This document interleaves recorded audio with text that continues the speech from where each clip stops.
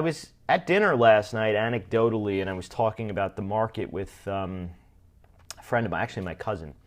And we were talking about which way I thought the market was going to go today, and I said I thought we'd be down, actually. I think he thought I was kidding, but I wasn't. And the reason I thought we'd be down today was for a few reasons. Sometimes what doesn't happen when something should happen is the tell.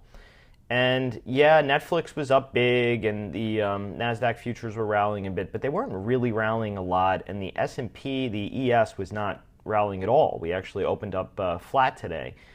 And when you can't go higher on good news like that, and it wasn't just only Netflix.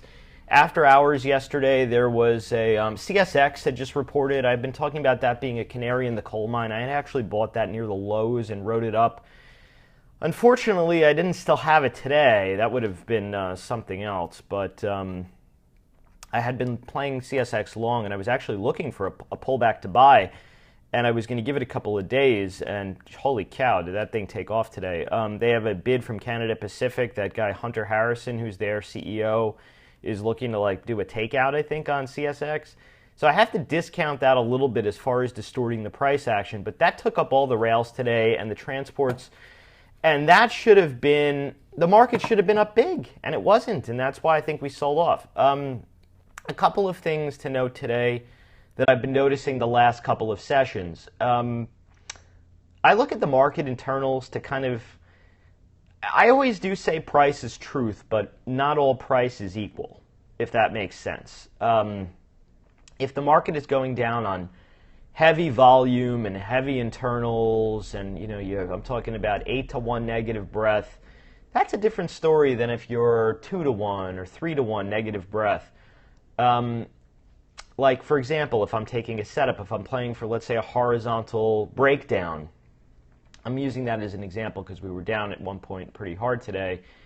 If you're banging along support for a while and you have mixed breadth or mild breadth, the play for the breakdown might be harder for the follow-through than if you had very negative internals and you've been selling off all day. So like I said, not all price action is created equal. Today, at the worst, I think it was like maybe 3-to-1 negative. I mean, the breadth really was never there. AD lines today were a little bit more normal than the worst. They were down 1,800 at the worst today, which is actually pretty bearish. And you had ticks. And when I talk about ticks, by the way, all the tickers for these, if you're on toss, the ticker for breadth is $VOLD. If you're looking for the AD line, the ticker symbol is $ADD. And then the ticks is $TICK. And if you want the NASDAQ, you just do a /Q at the end of it. So my breadth, it's helpful, I think, to look at the graphical depiction of which way it's moving. Today was pretty much a trend day down in terms of the breadth. But for me, what was important was the absolute number, the ratio, which I have a proprietary think script for. So if you see that in my weekend videos, don't kill yourself looking for it. You won't find it. And then the ticks. I said today all day, and this is even when the market was still looking like it might be going higher, and I said at the open, if you go back to my tweets, I was very leery of the rally this morning because there was no breadth supporting it, and you had negative ticks. And when you don't have a positive or strong foundation to build a rally on, it's like building a building on quicksand. It's not going to last very long. You might get past the first couple of floors, but eventually you're going to be in the drink. And the ticks today until about 3:15, was it 3:15 or 2:15? No, 3:15 were negative all day. Meaning, when you take that $tick, you put that in a box. You draw a line above at 1,000 and a line below at -1,000, and then one line in the middle, which is the zero line.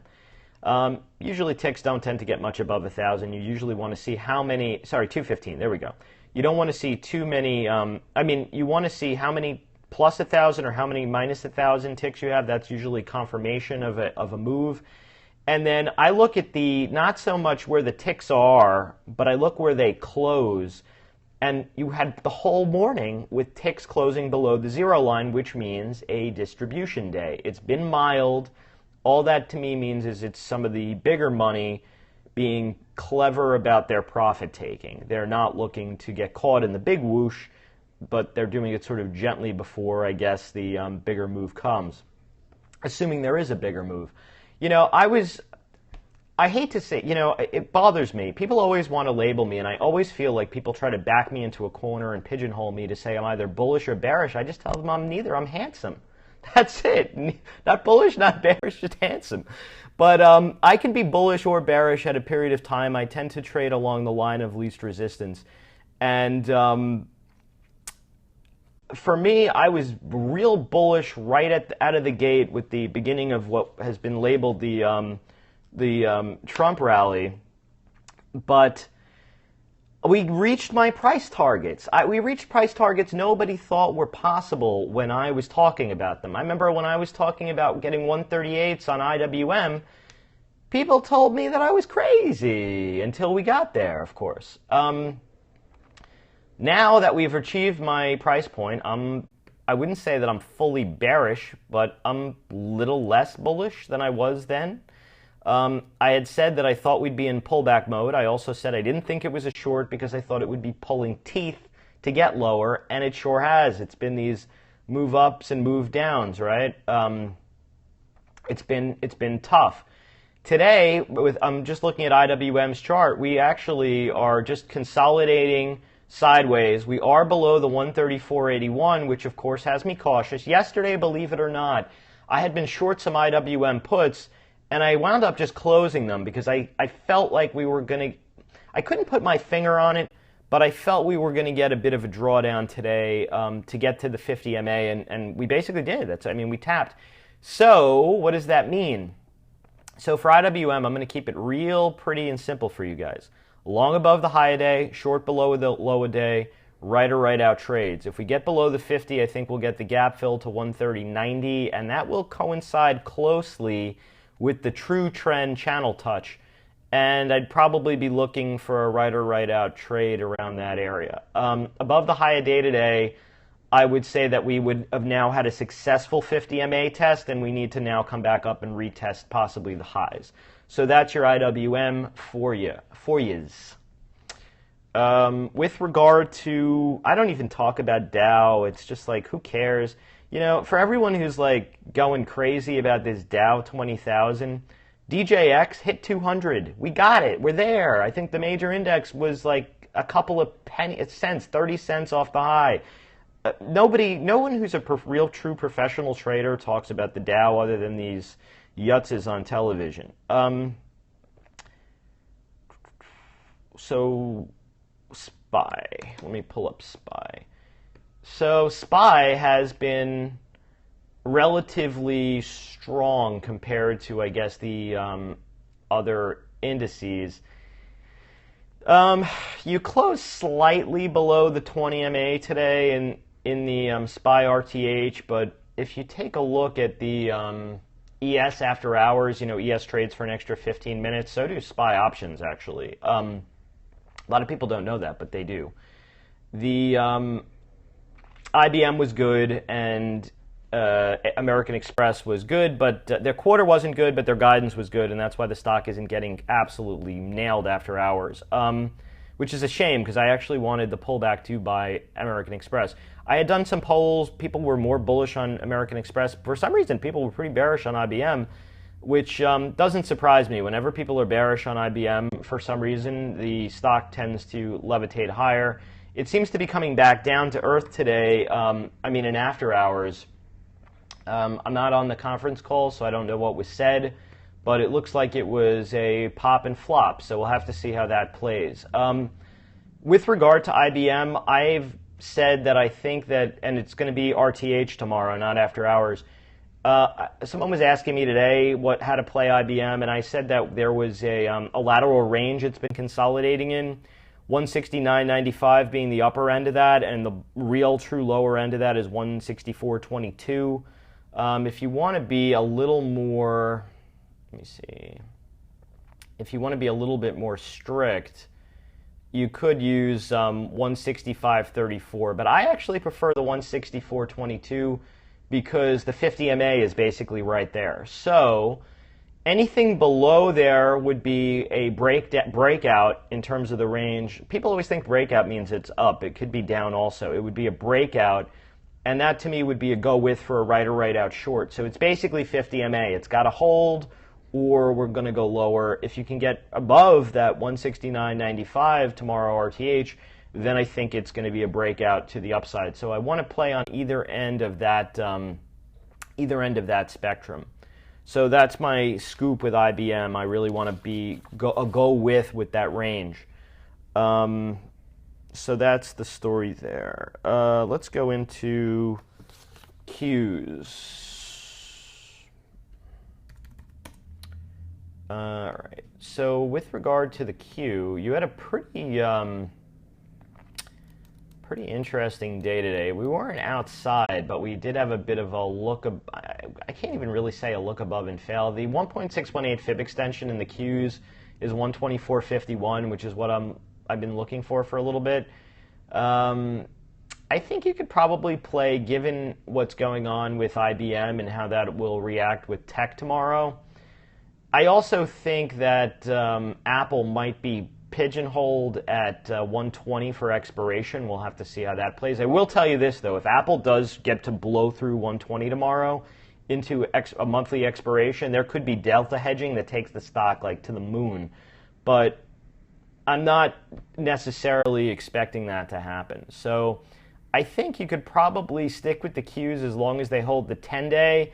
If you have a break of the 10-day, then I think you could play probably a quickie for the 20 MA if you're aggressive. So let's talk about the FANG biz, Netflix. So the curious case of Netflix, I think people were a little puzzled by it today. I actually thought it would be a sell the news, and it wound up being sell the news for a couple of reasons. One is that if you look at the bigger picture of Netflix, you were hovering around the breakout area, but you had come up a lot already. So I think people use the volume up here to book profits. My take on Netflix is there is a little bit more room to the channel high, which would roughly be 150.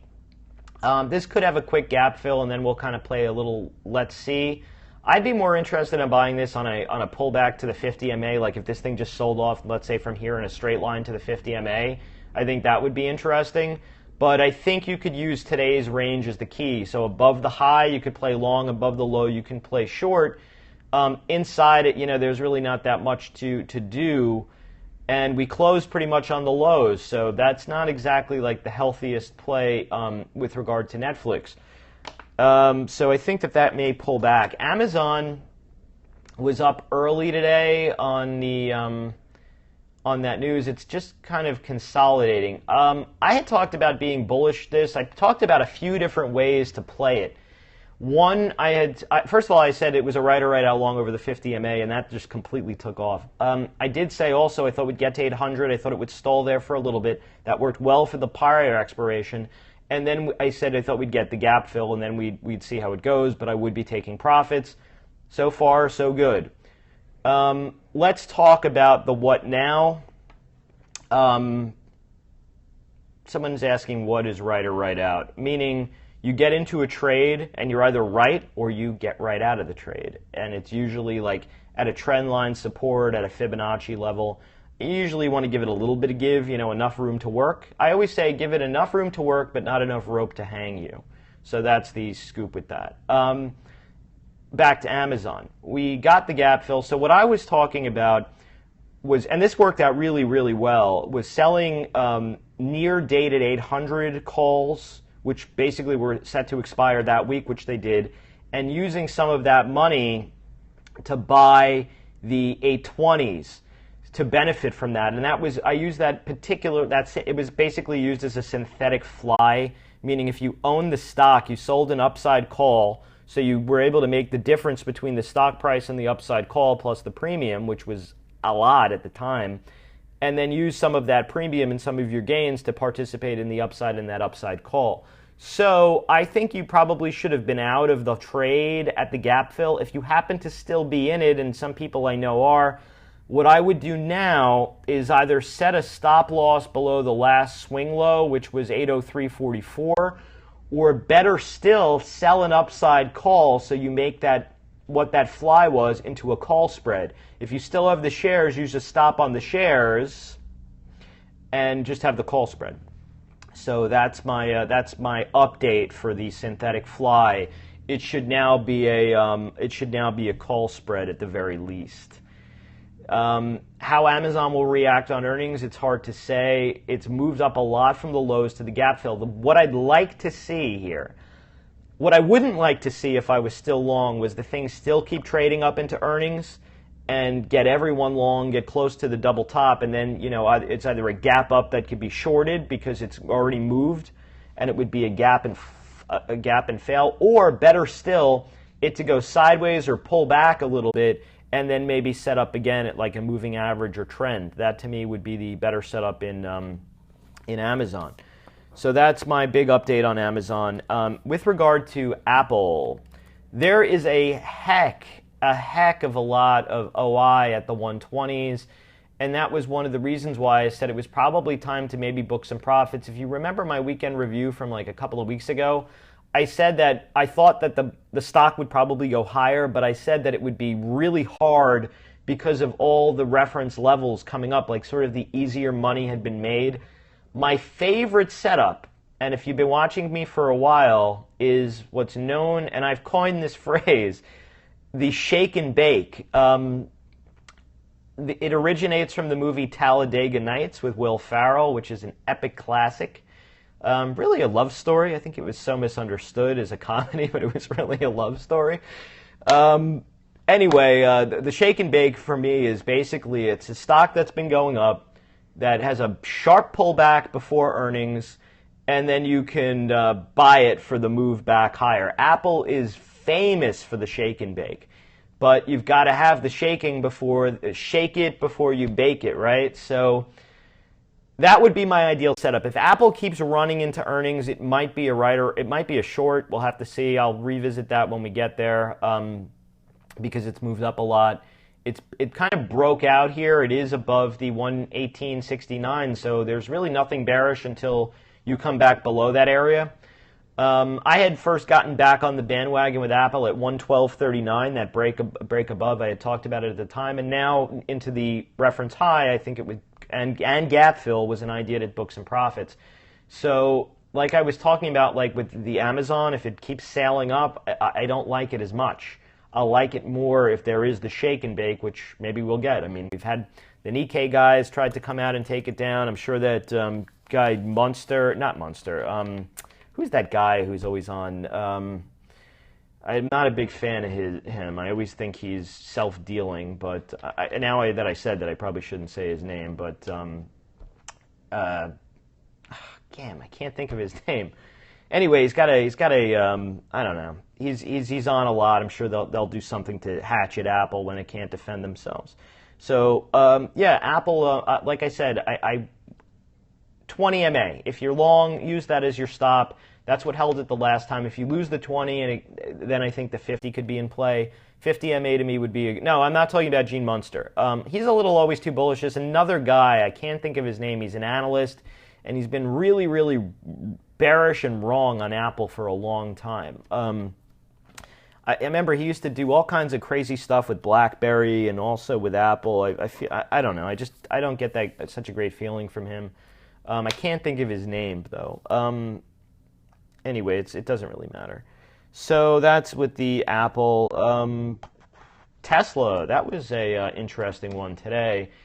I think a lot of people got excited today with the gap up, but what they didn't realize, it was like basically right into the downtrend, a couple of points shy of it. So a couple of setups here with Tesla. First is a short below the low of day today. If you get below today's low tomorrow, particularly on a gap, it's probably a go with lower, maybe to the 10-day. I don't really get too bearish on Tesla until you break the 10-day though. The better setup, and I've traded this before with Tesla, would be, and keep in mind it's running ahead of earnings, which is always a little nerve-wracking. The better play would be to consolidate sideways for a little while and just kind of hang out under the downtrend for a while. That way, when you do get the break, which would probably be on the earnings, it would probably really take off, and maybe we get those 265s again. So the quick trade is a short below the low, particularly if it's on a gap. Or I would like to see sideways a little bit, and then you could kind of buy stop it above the downtrend, wherever that is at the time. All right, so that's that. NVIDIA, I was saying the other day, I was really shocked that the market was rewarding that Andrew Left guy from Citron with his top calling pick so easily. And it's been a little bumpy, but it's been in a range. The double low and 99.38 seemed to hold. I was really looking for a 50 MA test to buy because that was the big support before the move. I think a lot of people were jumping the gun today. We didn't get a close above the 20 MA, but I do think if you get a move above today's high tomorrow, you'd see 109s quickly and maybe beyond. Below that double low, the 99.38, I think you'd get the 50 MA before you could probably even execute your order, and maybe even below because the 50 MA is getting so close again. So that double bottom is a must hold and a right or right out short entry if it's violated. A move over the high, though, today's high tomorrow, I do think would be a good right or right out long entry. Bristol Myers, this is one I traded well and then I didn't trade it well.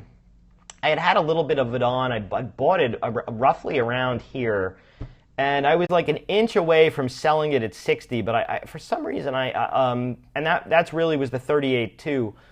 I thought we would get a test to the gap, like close to the 50 fib, and I did not manage this one well.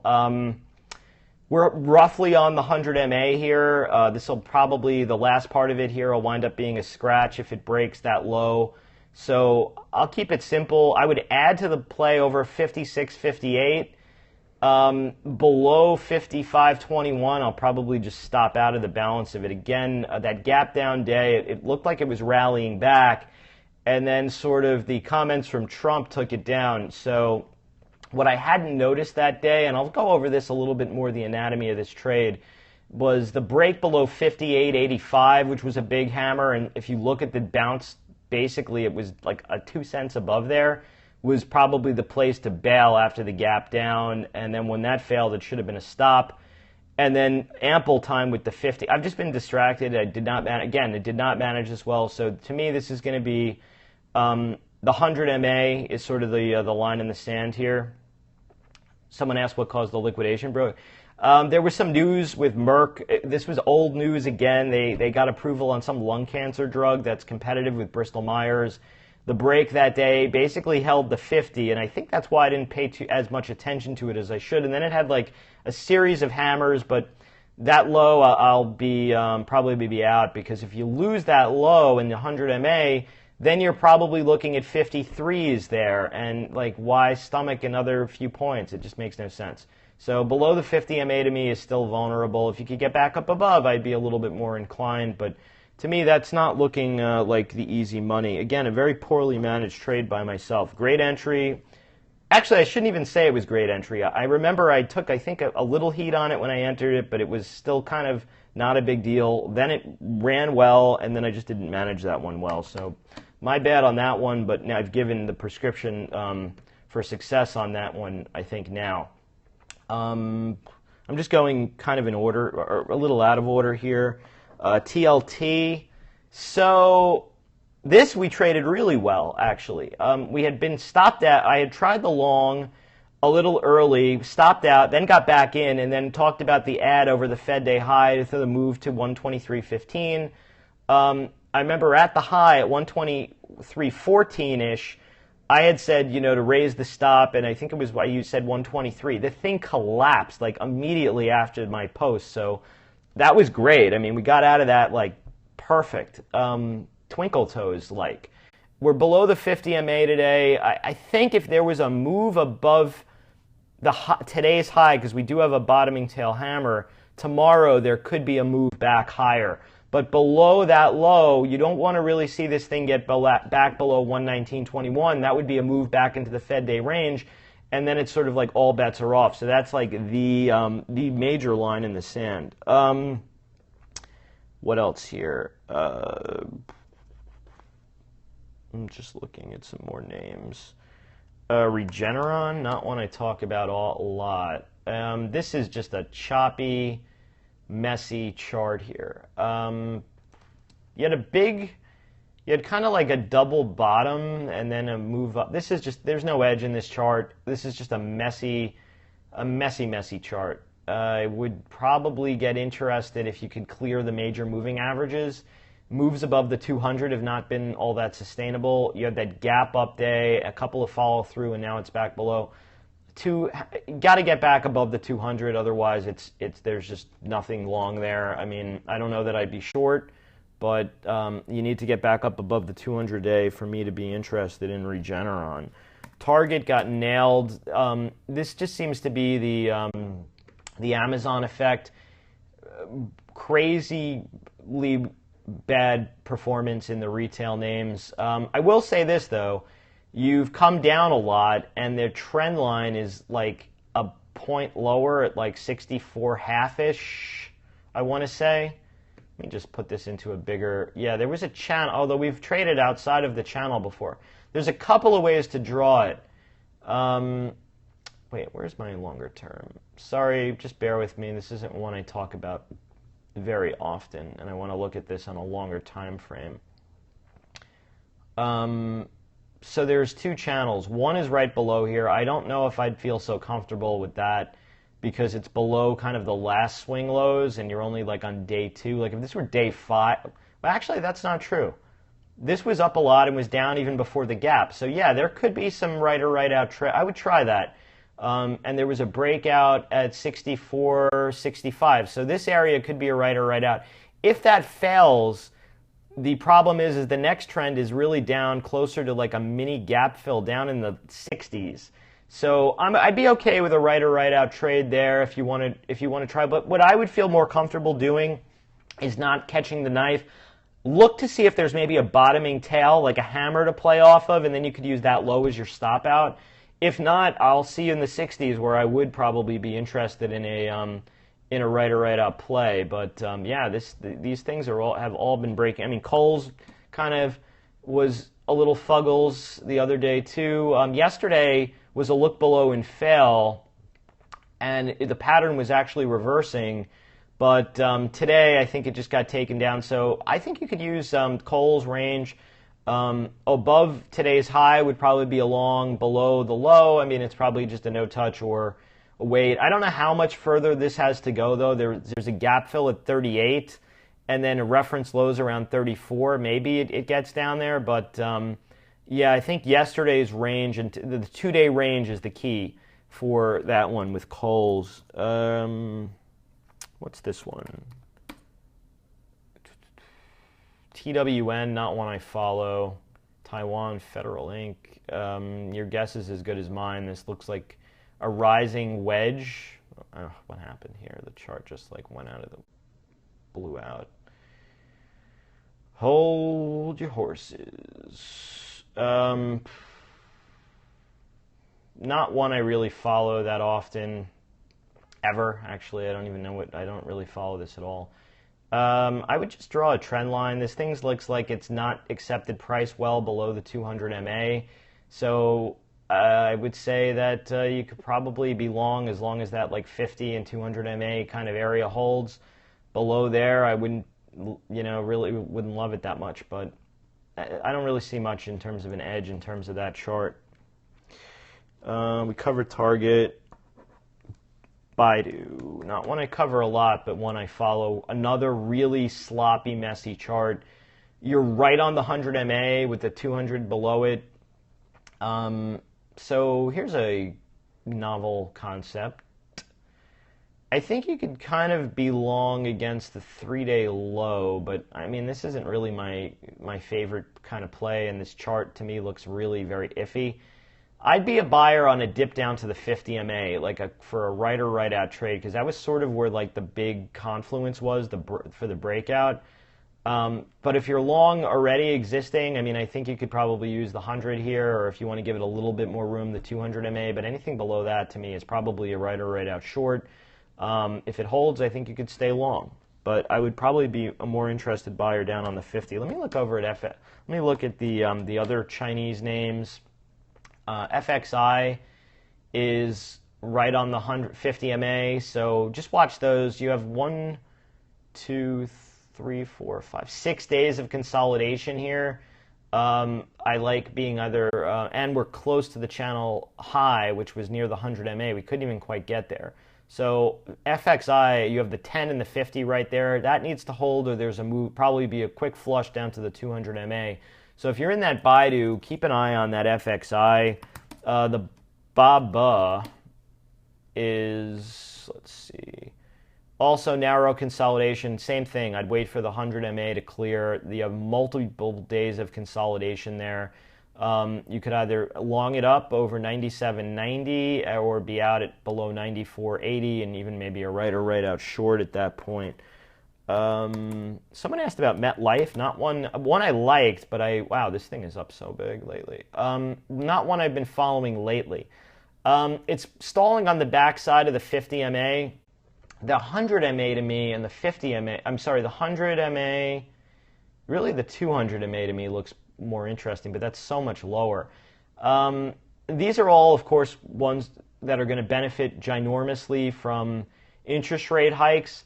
I've been bullish the financials, but I want to wait for more pullback. I would be interested more on trend. If you draw a trend from the starting at the 627 low up, just it looks like it coincides closely with the 100 MA. I'd be down to buy that. Speaking of financials, and I think this one really encapsulates the whole situation again, the JP Morgan. I on Friday said that I thought that the stock was probably a short. You had a gap and go lower. It's bear flagging. Not a pretty situation. You have the 50 MA right below it. This is going to be a do or die situation.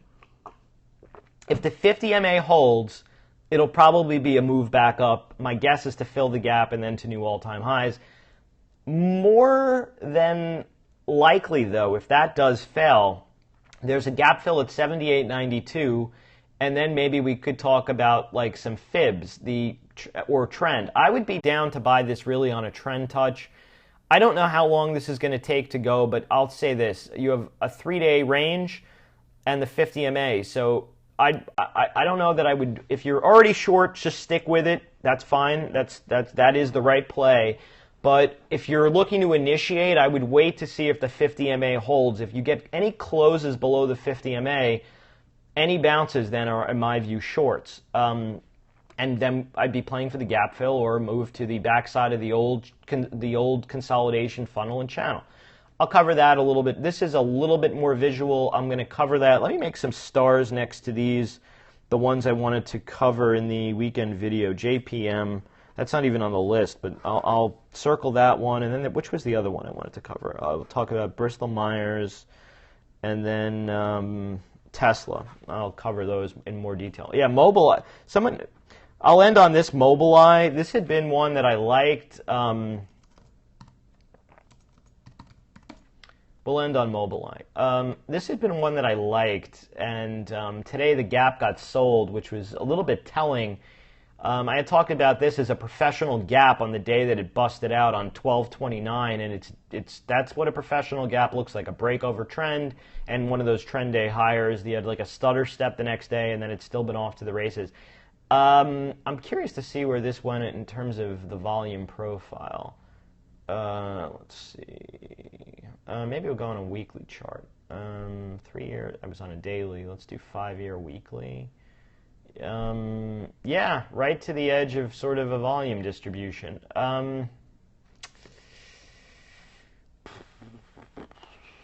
It's a doji on the weekly too. You're above the 100-week MA. We have the 50-week right below in the 39. So my take on Mobileye is this. Let me bring it back into the daily situation. 9-month daily. Let me zoom in. Let's keep it simple. Below the low, I mean, today was a gap day. Below the low, I think it could pull back. I would be down to buy the dip on the 200 MA. If you get above today's high, just it'll probably, you could buy stop it over the high a day, and my guess is it would continue to float up, and maybe you'd see the move back to 47, which is the gap fill. So I like today's range as a key for that. So that's my story for these. Someone was asking. I'll cover that Ulta. Someone just asked about Ulta. I'll cover that one in the weekend review. I actually had been really early on that stock years ago. I traded it really well. I'm sort of sorry it just wasn't like a buy and hold, like one of those forevers, but I'll cover that in the weekend video. Anyhow, that's my story. I'm sticking to it. If you missed this video, you can see it on my YouTube channel, which is Justin Pulitzer Trades, and I will post that shortly. It should be up, I don't know, however long it takes after I end the broadcast to upload it. So that's the story. I'm sticking to it. If you're not following my videos, subscribe to the channel, hit the like button, leave me some comments. I always help you make the videos better. Comments and critique help me make the videos better. If you're not following me on Twitter, my handle is @JustinPulitzer. That's where the magic happens. All right, guys, have a great rest of the week.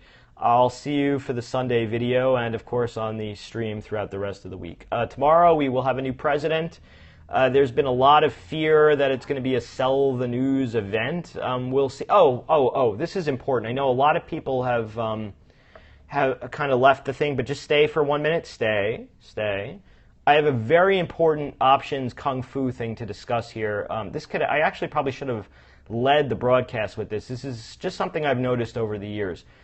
There is a Max Payne options pin tomorrow at 225.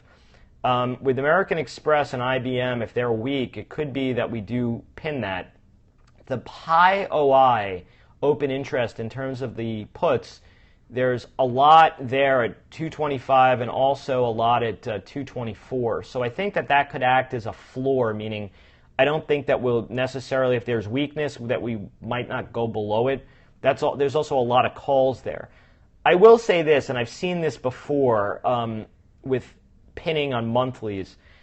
If we pin to the tick on 225, I don't know that next week will be down, but I think Monday could be down and could be down big. I'll tell you why, because I remember when we pinned 210. This is going back for a while. That 225 is sort of the new 10. We spent a lot of time above, below, and then we had a couple of weeks where it pinned it to like the tick.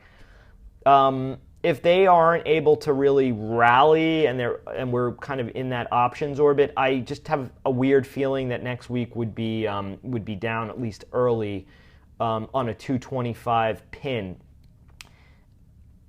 I would probably try it small with options maybe. If there is a gap, it would be probably a gap and go, a go with, maybe after some initial bounce resistance. But I'd be a little leery. I will be a little leery if we do have a 225 pin tomorrow. So let's see how that plays out. If it's wrong and next week is up, we'll probably go back to the old all-time highs. But if we do have the pin at 225, I might go out the week short into the weekend. So we'll see how that goes. Listen, options are so cheap right now. If you go out into SPY options, I mean, you're talking about like really, really low IVs to take a shot on. And this is one I like. I'll tell you, if you want an idea for a short, like if you want an idea for a SPY short, one I have on, I put on really, really small. It's really nothing even to mention about. I did in February, 29 days to expiry, 25, 225, 220 ratio, and then an overwrite with 211s. I had put this on a little while back, and I did the overwrite to make up because I didn't think the market was going to go down right away, but I wanted to benefit from the cheap IV. If the market firms here, what I might do is roll the 211s up to the 215s, because like 215, 216 is a big idea. Someone's asking, what do I mean by 225 pin? Meaning there's a lot of option open interest there. There's a lot of volume in those puts and calls. And the market makers like to fudge and substitute your four-letter word in there for fudge, also beginning with an F, the most amount of people, so they put the price or push the price down to that strike so that nobody with the puts or the calls make any money and they all lose their premium. That's what I mean by pinning. Same thing with Apple. There's a big open interest in terms of options at 120, and they are going to hold price so that doesn't go through. The caveat to that is if it does break big, there's delta hedging in that direction, and it could really accelerate the move. But what I'm seeing in terms of SPY, 224, 225, there's so many puts there. I think that range will act as a floor.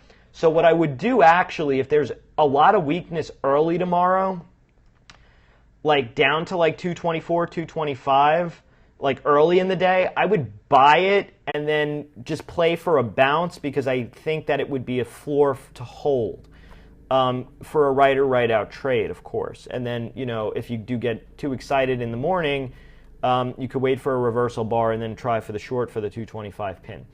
Anyway, that's my story. I'm sticking to it. I got to get out of here. I hope that this was illuminating, and I'll see you guys for the Sunday review. Have a great weekend, and cheers.